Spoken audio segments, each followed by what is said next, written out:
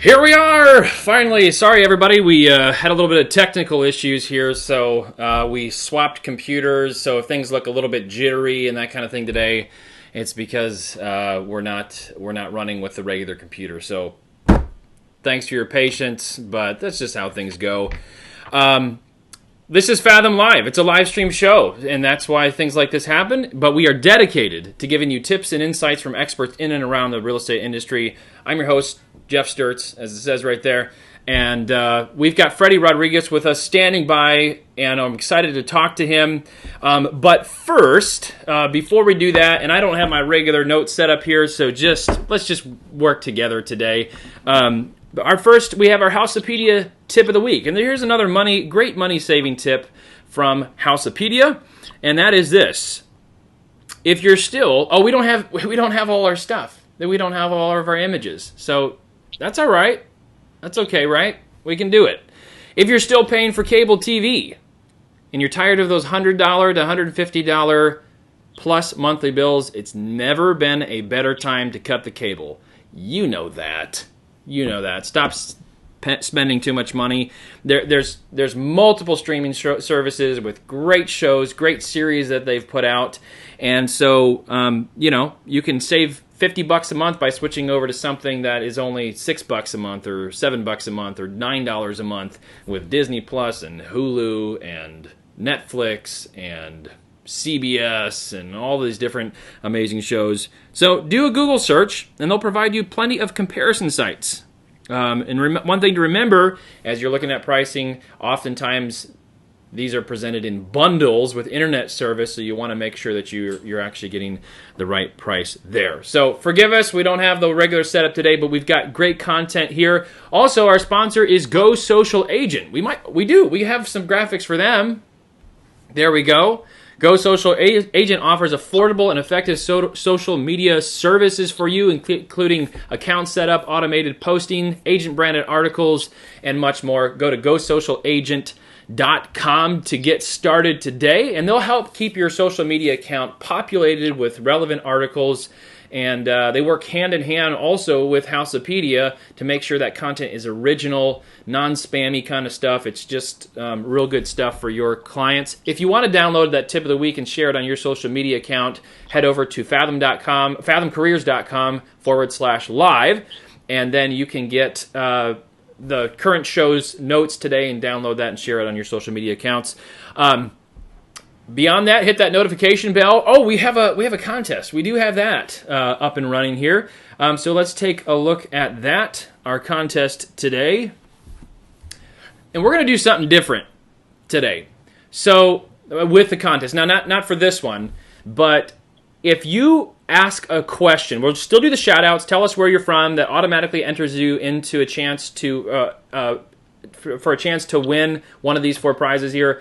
But if you ask a question that we end up using on the show, we'll give you 5 times the amount of names on this wheel. So also, if you share it, we're going to give you 5 times the amount of names. So we want conversations flowing. We want you to share this. And also, I'm going to just give a plug for next week as well. We have Ginger Trimble Knox with us next week.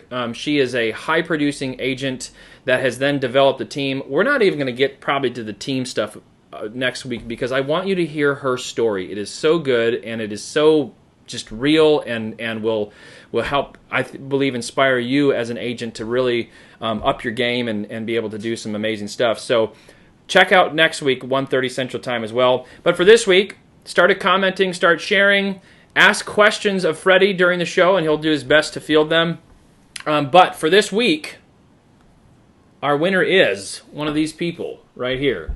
And the wheel goes round.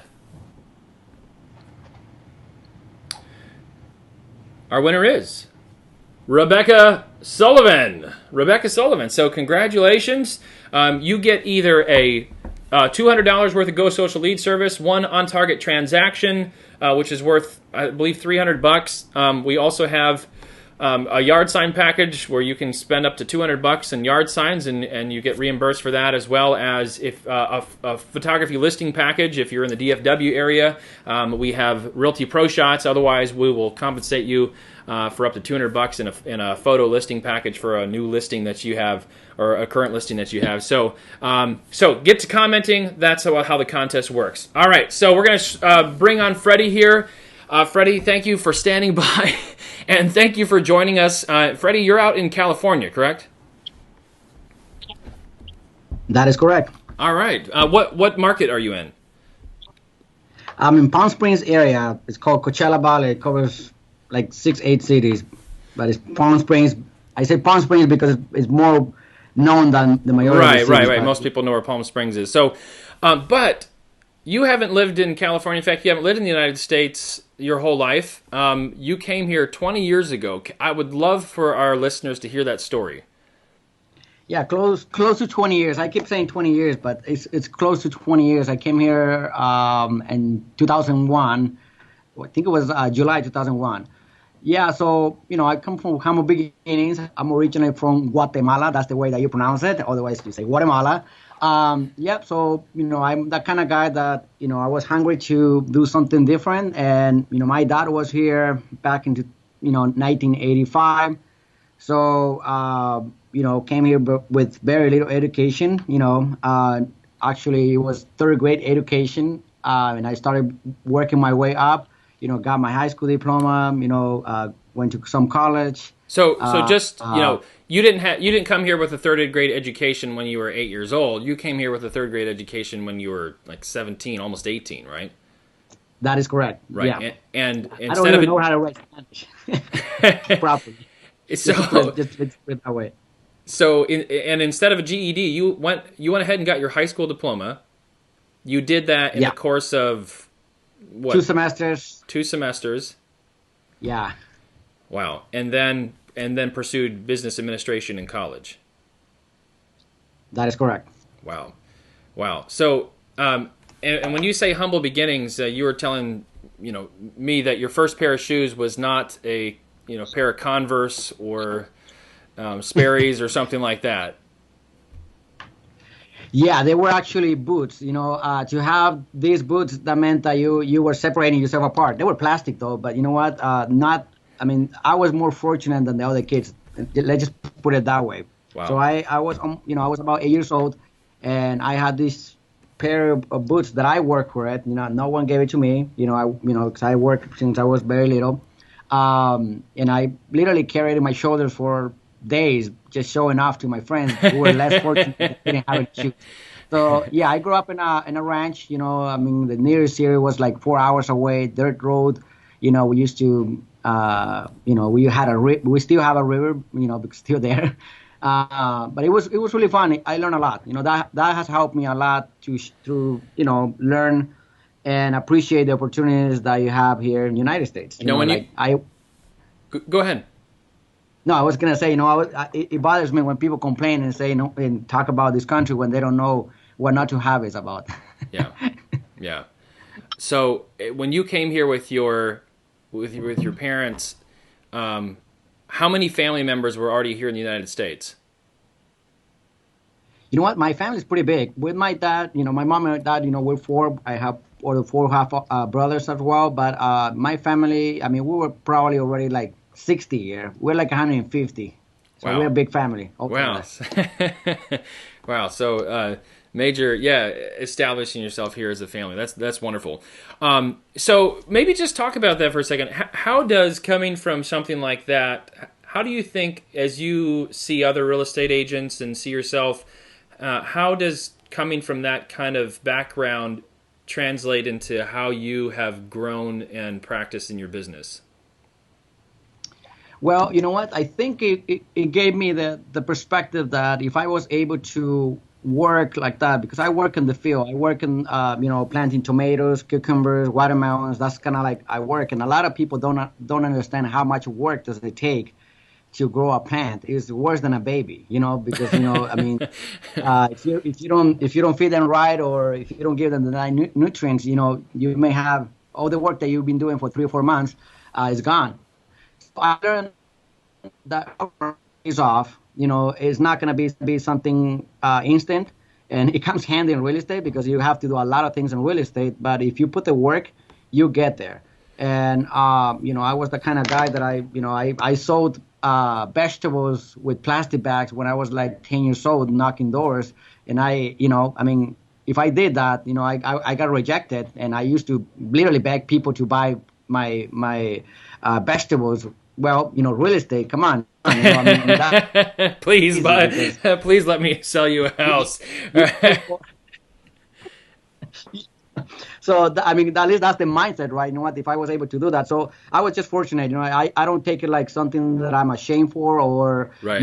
I feel regretful about it. I'm actually very very blessed that I went through that because I can tell that to my kids. I can tell that to my team members. Listen, you can get it done.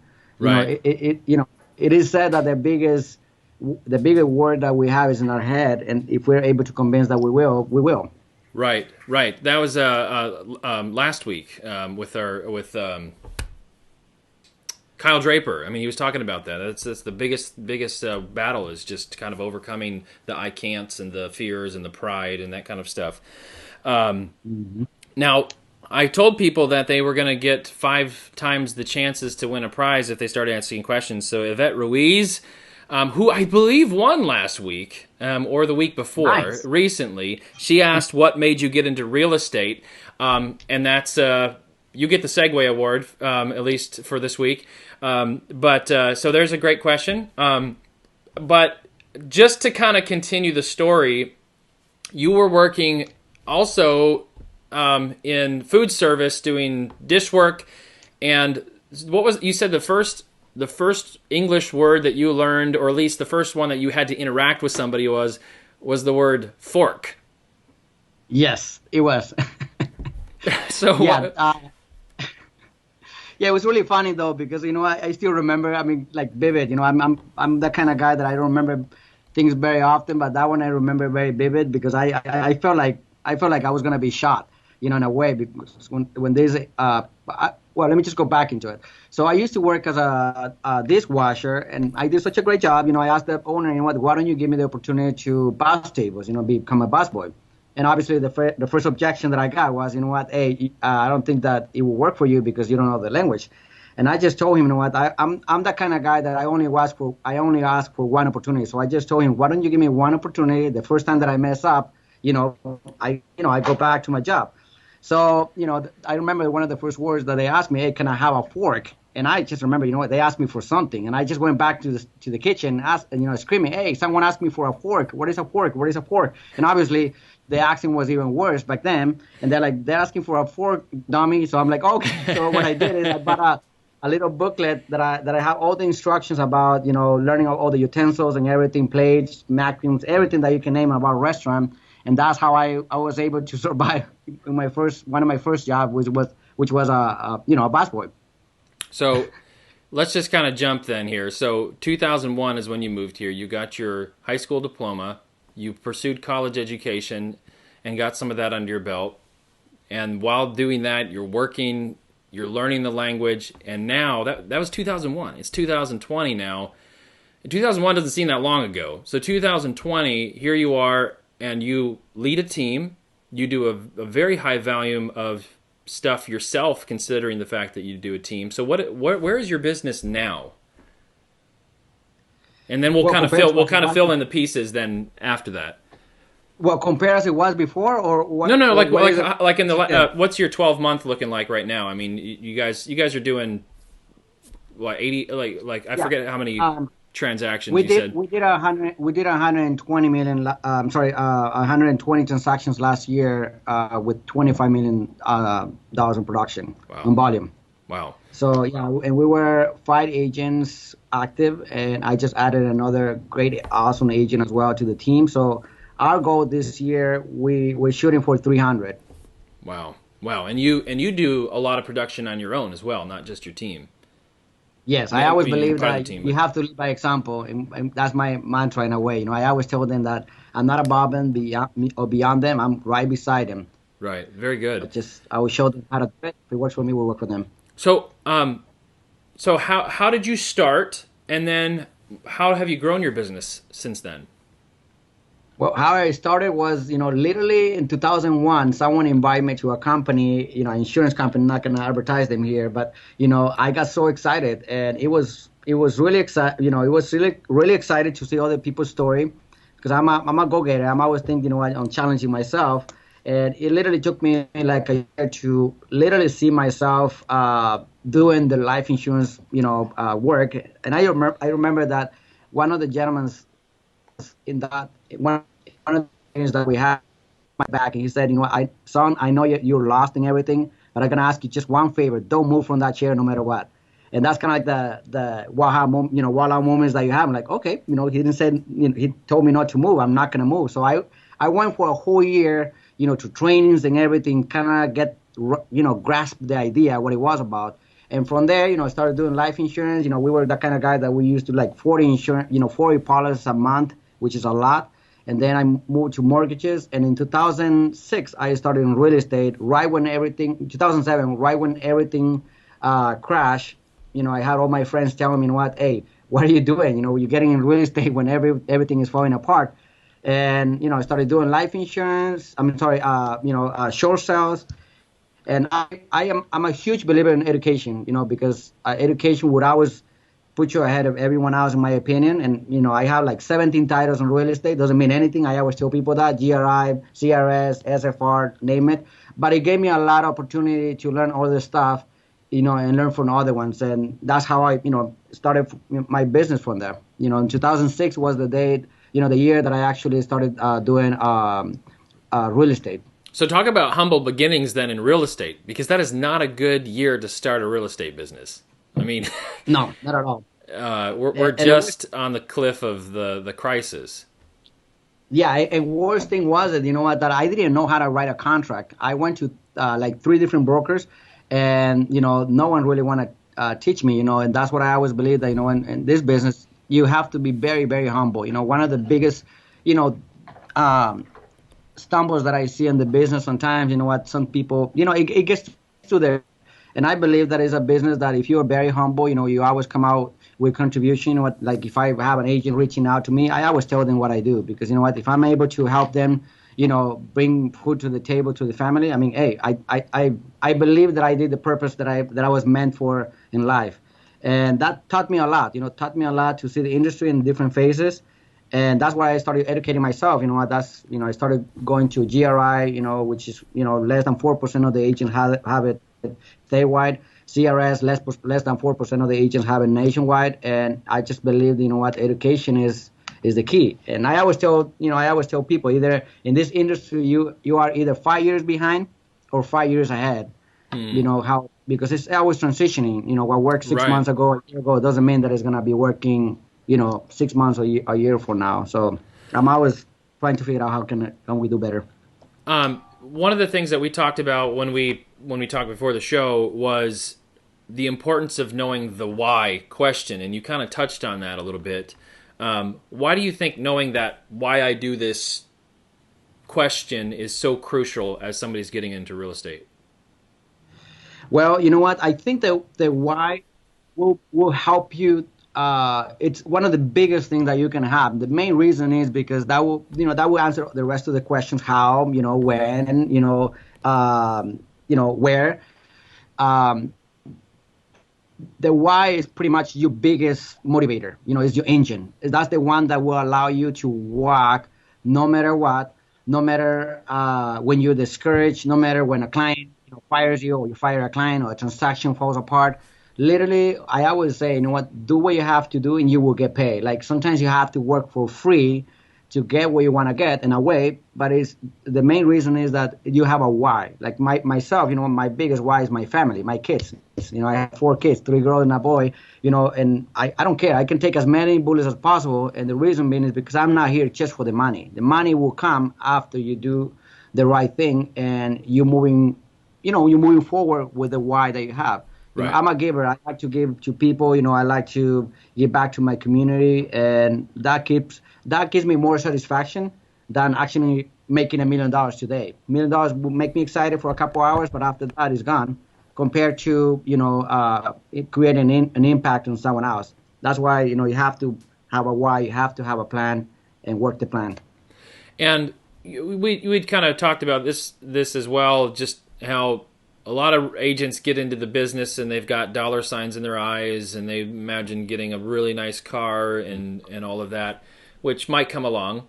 But you'd kind of mentioned how kind of if that's kind of like your number one goal right away, then you forget that it takes a little bit to get there. And if that's kind of your why, that can be a very discouraging why for a long time, or could be.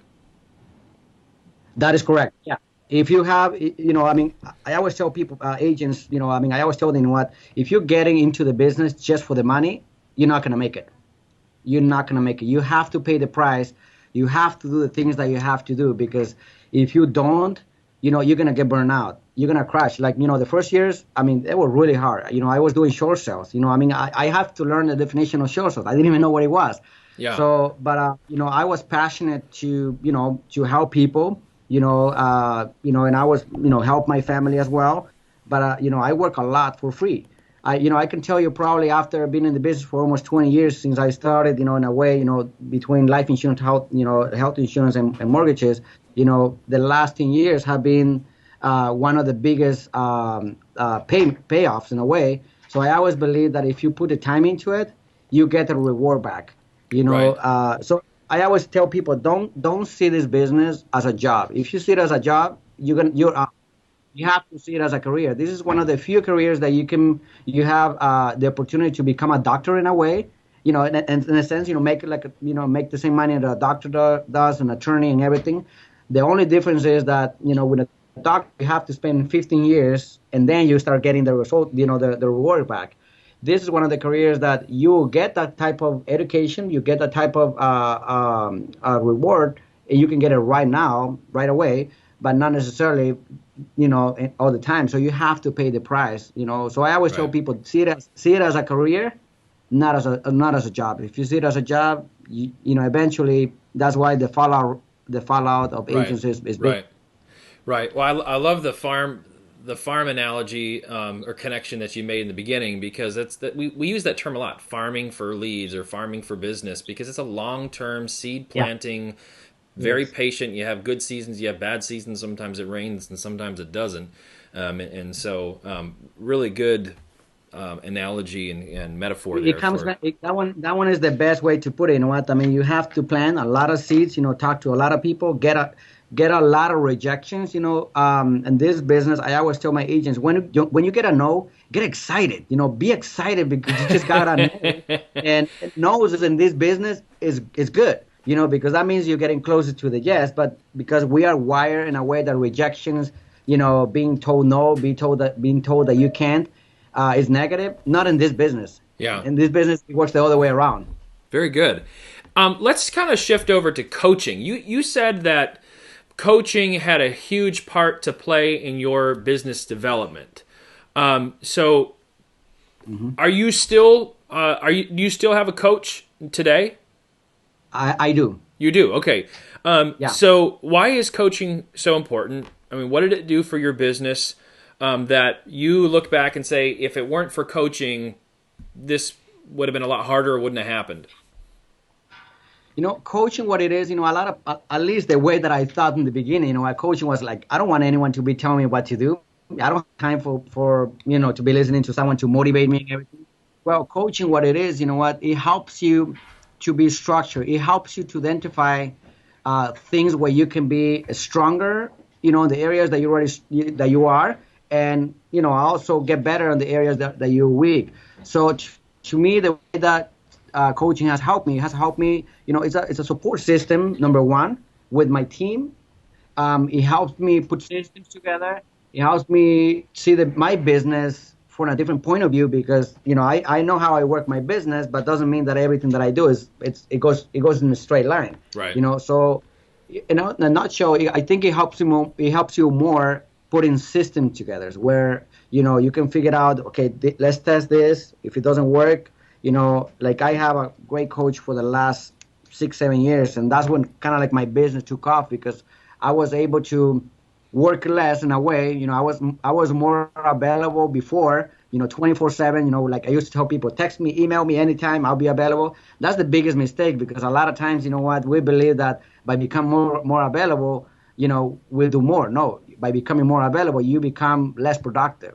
So, like Sundays, I don't really work anymore if I don't have to. And I put right up front the value with people. I always tell them, hey, if you can text me or email me between these times or call me, but I may not be able to answer. So it has really helped me kind of like value the business a different way, value myself, because a lot of times we think, oh, if I'm not there, they're not gonna want to work. Right. And that has helped me a lot. So there's a lot of points that I can give you when it comes to coaching. I think the biggest point is making sure that, I mean, anyone's gonna have a coach. Brian, basketball guy, I forgot his last name. Everyone has a coach. Look, You like cannot LeBron James, or whoever else. Yeah. yeah. I mean, you can be so good on everything, but you would always hit a ceiling. Like I can be so good, so Right. inspired, motivated, and everything, but I don't know everything. So I always have to have people that are smarter than me. I always say it that way, so I can see the business in a different way, and I can Right. learn from different perspectives, and that has Yeah. helped me a lot. That's a great comparison, that you've got these guys that are the best in the industry. I mean, these quarterbacks that have been doing, like Tom Brady or Aaron Rodgers, go Aaron, for Hmm. over a decade. They're playing in the NFL, and yet they still have their passing coach. I mean, their quarterback coach that helps them get better and stay sharper and see where they're, or like golfers, making sure that their golf swing is still on. So that's a great comparison, because yeah, it's not like, well, I'm not good enough, so I need a coach. No, you might be really good, but you need a coach to be even better. So Correct. there's a couple of great 100. questions here. I think people want to get want to get put on the wheel of names. If not, they're just great questions. The one here was from Jason. He said, "I wanted to know if Freddie had internal coaching, or did he use an outside source?" I'm not sure exactly. Maybe he's just asking, did you Google somebody, or did you have somebody within the business that you already kind of knew and then had set up then as a coach? Yeah, so probably they're asking as well if it was someone from Fathom or anything. You know what? It was just knocking doors. I had a lot of opportunities to talk to a lot of coaches and everything. I wanted someone, first of all, that had my same beliefs in a way. That they will, someone that I could reflect to. That had a track record, that would take care of the family, because that's for me, family is the most important thing. And someone that has already done it. Like anyone can be a coach in a way. But and it's so easy to be told to tell someone else what to do, but it's harder for the person that's going to be doing it. And Right. for the person who's going to be doing it, you want someone that has already been there. Otherwise, doesn't really make that much sense. So I don't know if that answers the question. Yeah. It's No, I, just I think about that seems to be what he was asking asking. asking around and interviewing. Interview them. Why should I hire you? What is your track record? Where will you take me in my business? So you have to have that kind of conversation when you coach. Tiffany, thank you, by the way. Tiffany Rowland, kind of going back to you're talking about getting educated, asked, she said, as a new agent, which certification should you concentrate on first to expand education?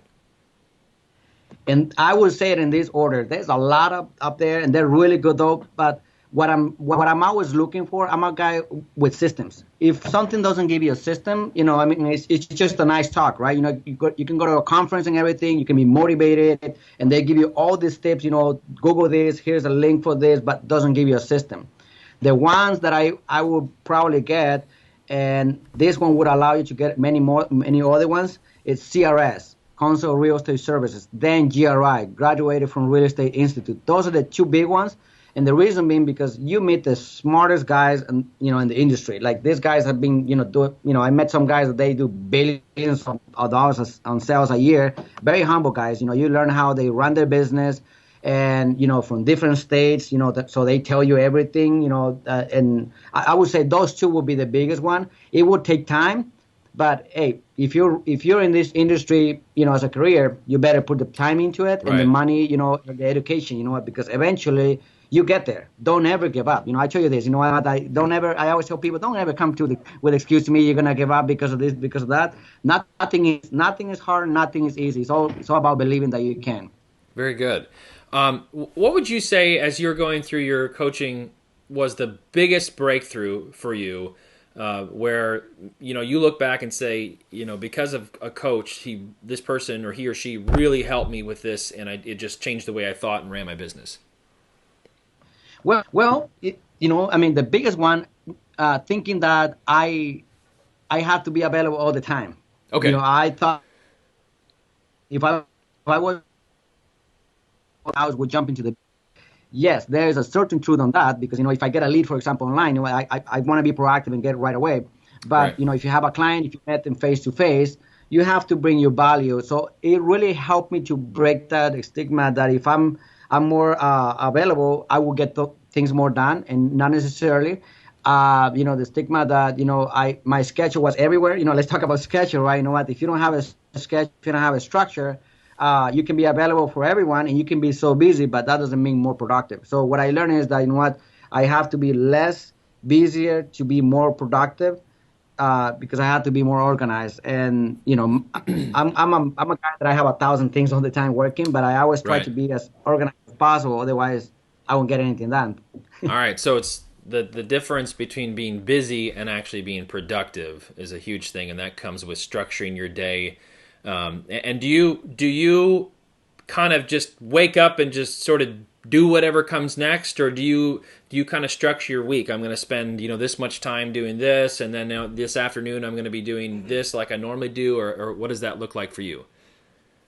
I always believe in the structure, and at least put in some pieces. It doesn't matter if it's 3 things or 2 things that you want to get done overall in the week. Okay, like this week I want to open 2 escrows or 20 transactions or whatever, and everything. And the reason being is because it's very important to verbalize it.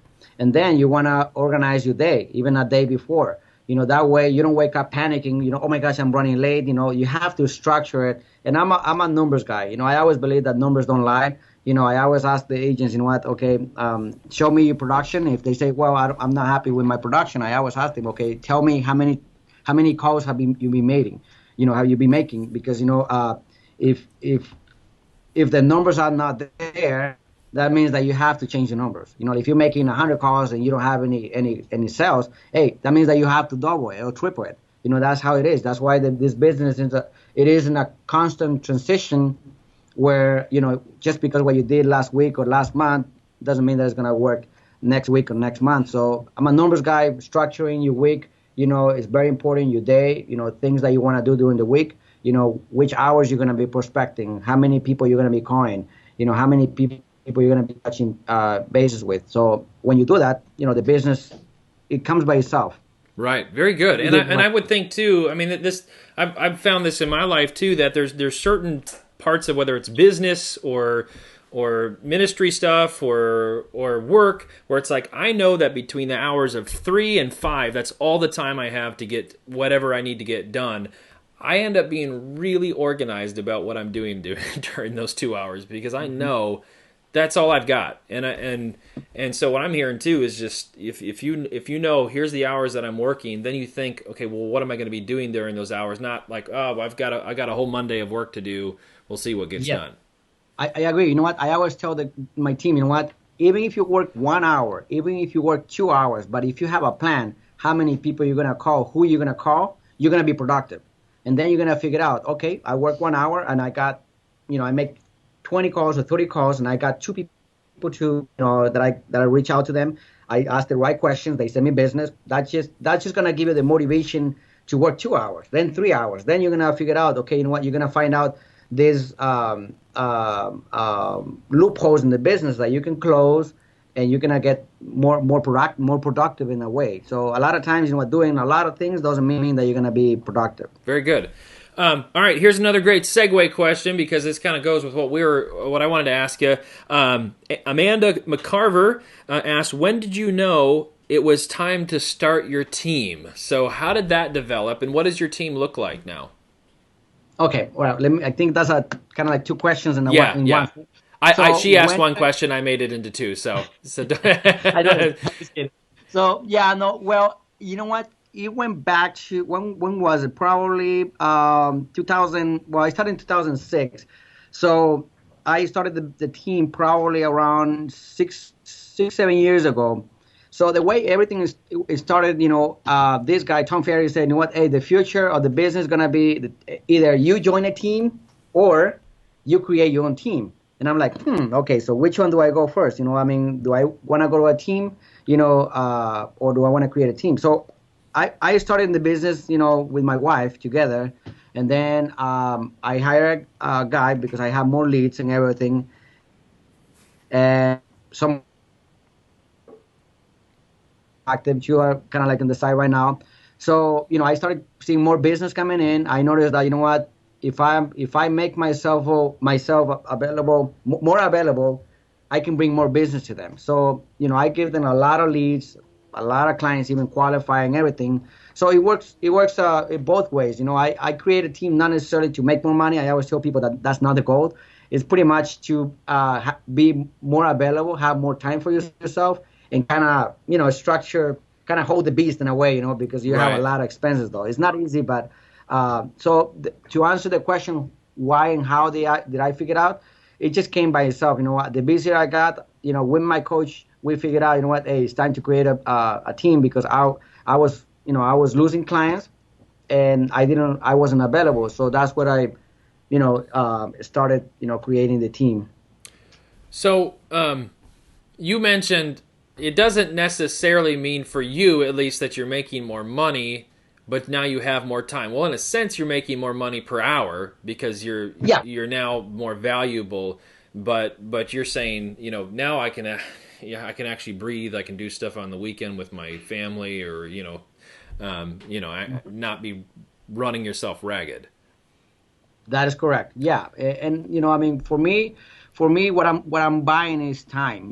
Because I mean, you can have all the money in the world, but if you don't have time, if you have a family, in this case, I have a family. I mean, not to say that I take as much time as I should, but it could always be worse, because I could be more busier, making more money, but what's the point, right? So Yeah, you have to yeah. you have to have a balance. You have to know why do you want to do it, and what is your main goal. I sense your wife's watching right now as you say that, because that's how I would respond too. Like, yeah, I could be spending more time. She's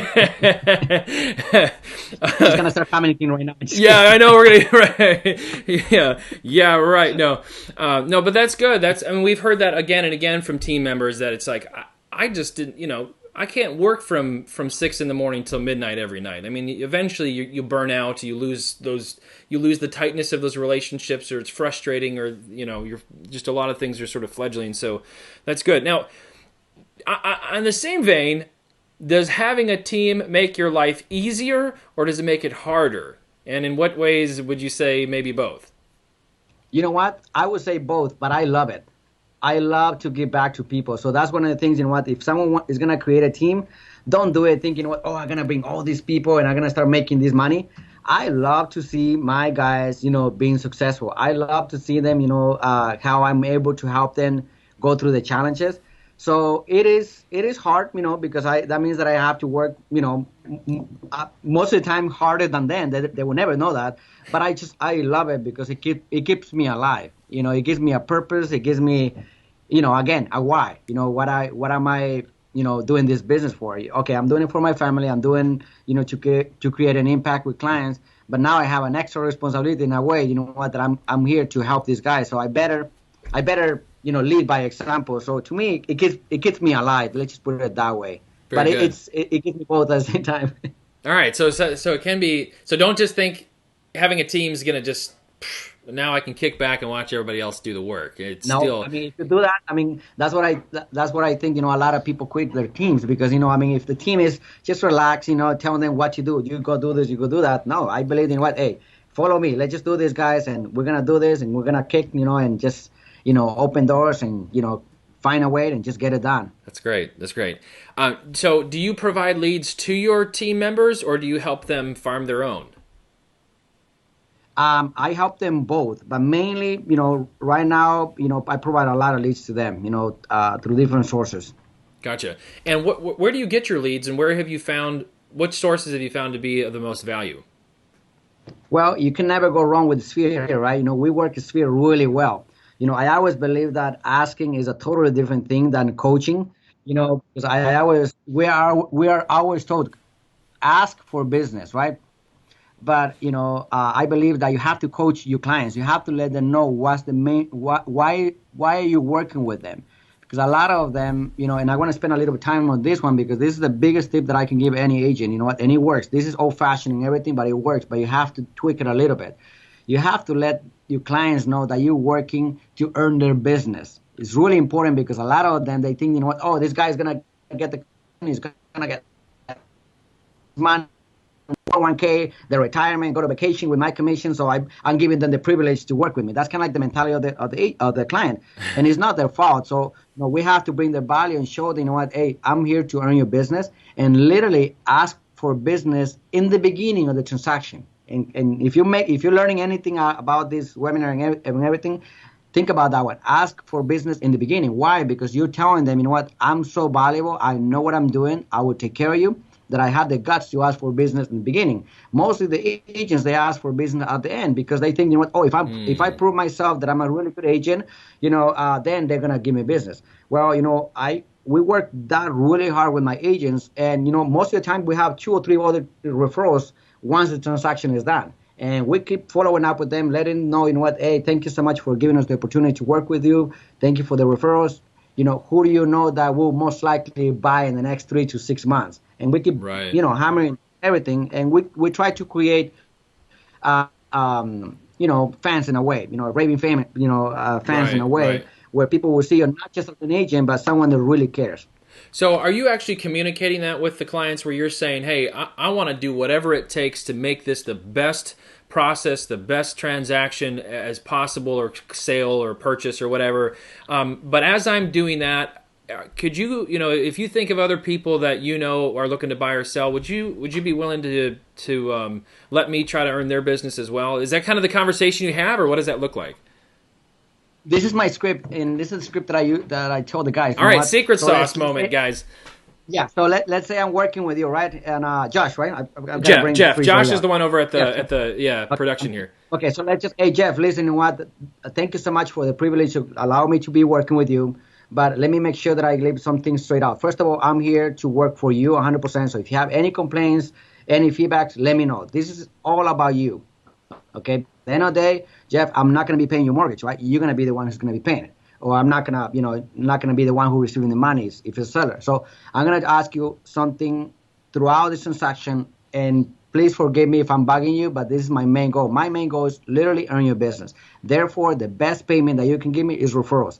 So I want you to start thinking from now, who do you know who will most likely buy or sell that can benefit from my services? And I literally, every time that I'm talking to my clients, throughout escrow, either buyer or seller, hey, Jeff, who do you know who wants to buy or sell? Like literally, I'm framing them and I'm coaching them to the point that they already know how am I going to end up with the call. So they're going to most likely have, okay, Freddie, let me give you this with that person. Or sometimes I put the urgency text. Hey, Jeff, you know what? I need a huge favor. Please send me 3 numbers from people that that I can reach out to them to see if they know anyone else that can buy or sell. So you cannot create momentum within them. And, I have people that I have closed up to 9 generations just out of one client. Wow. And that doesn't bug people. They're like, sure, you do a great job for me. I'd be happy to give the business to you.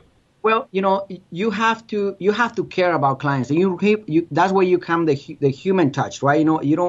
I always believe this. Before we went from the product. The product was before. I don't know how long you've been in real estate, but the product was before that. People used to go to office to pick up a list of homes, right? Right. And the brokers they would be there, kind of like sitting down and writing an office. No, we went over that. Now people can go to Zillow, Trulia, any place, Realtor.com, and find the product, which is the information of the house. So we went from product, to customer service. Customer service was okay. I want to set myself apart. Now I believe that we're in the era of customer satisfaction. What is the experience that you're giving the customer? Very good. How would they remember you? That they don't go online and go with another agent, and that's where you come in, letting them know your value. So there's the earning. That is so good to me because I mean we've bought houses and you have the same thought as I'm the one actually going out and curating the list here, right? You know, I'm doing a lot of the legwork trying to find the houses, and that isn't to say we know that there's other value beyond that with a real estate agent, but I'm sure if we're thinking that, there's going to be other people thinking like, so you have to come along and make the entire experience something that is where you say, man, I'm so glad we worked with Freddie, because it just it was such a smooth, enjoyable experience, and we got what we wanted. Yeah, and people love attention. You know what? There's a survey up there that people are actually willing to pay like 95% more if you provide value. And a lot of times, value is house. I'm going to show you. No, value means asking the right questions and listening to them. If they tell you, you know what? Hey, I want a big house, for my dog. Hey, the dog is the big. Let's talk about the why, right? That's the why they're buying the house. You know, so you have to be sensitive to that, and if you're able to listen and just take yourself away from the equation, just think about them, they will see it, they will sense it, and they will see it in your eyes. And those are the type of people that you will have, forever. They will be your raving fans. Those are the A clients that I call. So I want to ask you about this. You've come from Guatemala, and I would assume, not more than assume, we talked about this prior to the show. You work with a lot of Hispanic clients, and there's different opportunities as well as learning curves when you work with different ethnicities in business. So are there things that you found very helpful that in communicating with a Hispanic audience that just really works well in your business? Yeah, so I work with a lot of Hispanics, first of all, Asian people, Turkish, Armenian people. It's really important to know the culture. A lot of things that you may be doing just because you think that they're good doesn't mean that they may be good for the other person. So Hispanics, they are people that they're very trustworthy. They trust you really fast in everything if you provide the value. But if you don't, that will be like a big billboard that you have up there in the freeway. That will be the last time that you will see them. So when you work with Hispanics, for example, if you show them the value, because it's a community that when in real estate they've been taking advantage even from the same agents, even from the same Hispanic agents that I see it. And I'm not trying to blast my own industry, but when you show them, at least if you have any questions, any complaints, I always tell people, please, if you have any complaints, let me know. And I had complaints like, hey, Freddie, you didn't answer my call within an hour. So I'm able to, sure, come forward and let them know, hey, I apologize. I was working with someone else, but how can I help you? So when you show them, that you are on their side, that you're not against them, because a lot of this community, they come out with the idea, I have to be very cautious because, I hear my neighbor, he was screwed up, by, losing the deposit or taking advantage of this and that. Right. So they always have this stigma that I better watch out because this guy is gonna, is gonna rip me off because he's here just for the commission. That's where you come handy and tell them, hey, I'm not here just for that. I'm here literally to, work side by side with you, take care of you, and I will do everything that I have to do. And with other communities as well, like I work with Armenians. Armenians are very loyal, but they're very strong-willed, and you have to approach them. If you are late 5 minutes, that's like coming late, 5 hours. And at least whereas probably Guatemalans would not think that way whatsoever. Yeah. We'll be like, I'll be there 30 minutes late. We don't even ask for. No big deal, right? Right? Don't even apologize. But it's so you have to learn the culture. When you're working with people, Asian people, for example, they believe on bourgeois. I think it's called bourgeois or something like that. The house had to be structured in a certain way. The door cannot go from this door to. Feng Shui, that's the one. From this door to the next door, the stairs cannot go upside. You have to know about that because if you're not sensitive to that, you're not listening. Right. And those things you have to understand how they're wired. Respect everyone and just that's how you become more likable as well up there. Well, I'm gonna kind of skip forward here because we are pushing an hour here, and I'll give this segue to Yvette again. She asked. She said, such a great inspiration, by the way, and I think you have been. What's your biggest obstacle that you faced as a realtor? That's her question. I'll pair it with this one. If you went back and talked to your previous self or somebody younger getting into the industry, what would you tell them? Get a coach. Get a coach that has a track record. Doesn't matter how expensive it is. I believe that, myself, because I've been in both ends of the funnel in a way. Not having the education is gonna cost you more than paying for the education.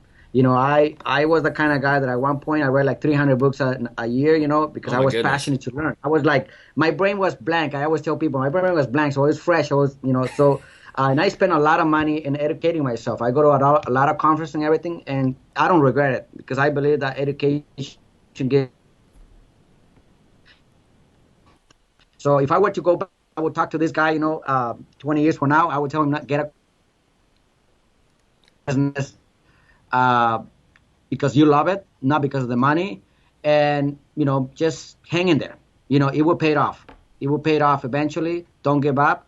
Don't get discouraged. Have your why correctly and, have a clear plan where you want to go. And doesn't matter if you don't reach it, just keep planning and keep working and eventually it will happen. Very good. Very good. I sort of mopped over Yvette's question, but did you have any of those moments? Maybe it's the low moment where it's like, we kind of hit bottom and this is a huge obstacle and anything you'd want to share there? We all do, every human, I think everyone does, I mean, at least, but the beauty about real estate though, is the only industry, I believe, that you can fire yourself today and you can hire yourself tomorrow. So sometimes it's okay to, just step back and say, okay, this didn't work. If I need a time to cry or scream or whatever, or pray, whatever, take the time off. But the beauty is that next day you suck it up and you just pull your pants and just do it again, and it becomes a habit, where every time you go down, you enjoy it because you know that, it will be fun to, it's not going to be fun to go down, but it will be fun again to go up. It's kind of like a roller coaster in a way. So what you need to do, listeners, if you're struggling, you need to go to the mirror and you need to look at yourself and you need to say you're fired. You're fired. And here's why you're fired. And then walk around the house, contemplate why you got fired, and then come back and apply for a job with yourself again.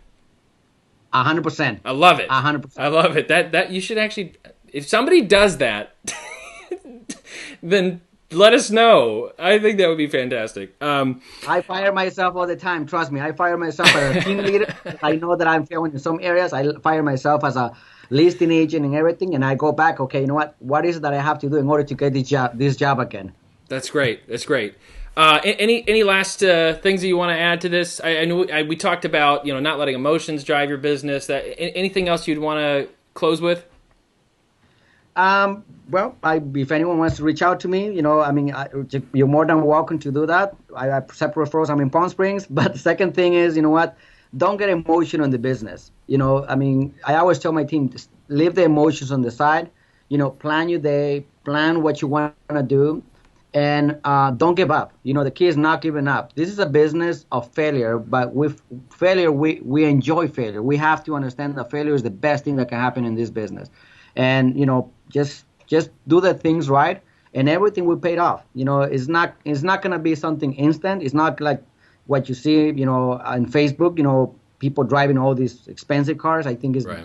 Not smart on that. Invest in real estate if you're going to do in real estate. Otherwise, don't do it. I believe that if you're gonna sell a product, if you believe in the product, you have to own it as well. So if you're gonna get into real estate, buy some real estate for yourself. That should be your exit strategy. Very good. Yeah. So otherwise, what's the point, right? You're selling shoes, but you don't have shoes. I mean, it doesn't really make any sense. That's my 5 cents.